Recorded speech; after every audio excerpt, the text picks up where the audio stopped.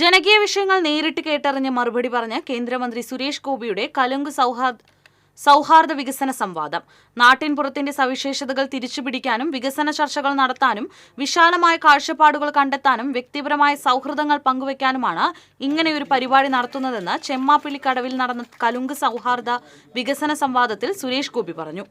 ജാതിമത കക്ഷിരാഷ്ട്രീയ വ്യത്യാസമില്ലാതെ എല്ലാവർക്കും സ്വന്തമായതും നാടിന്റെയും പ്രശ്നങ്ങൾ വയ്ക്കാൻ ഇത്തരം വേദികളിലൂടെ സാധിക്കുമെന്നും പരിപാടി ഉദ്ഘാടനം ചെയ്ത് സത്യൻ അന്തിക്കാട് പറഞ്ഞു. പ്രാദേശിക വികസന വിഷയങ്ങൾ, ദേശീയപാത നിർമ്മാണവുമായി ബന്ധപ്പെട്ടുണ്ടായ വെള്ളക്കെട്ട് മുതൽ കുടിവെള്ള പ്രശ്നങ്ങൾ വരെ സംവാദത്തിൽ ചർച്ചയായി. ബിജെപി സംസ്ഥാന വൈസ് പ്രസിഡന്റ് ദേവൻ, ബിജെപി സംസ്ഥാന secretary M V Gopakumar, A Nagesh, Justin Jacob എന്നിവർ പങ്കെടുത്തു.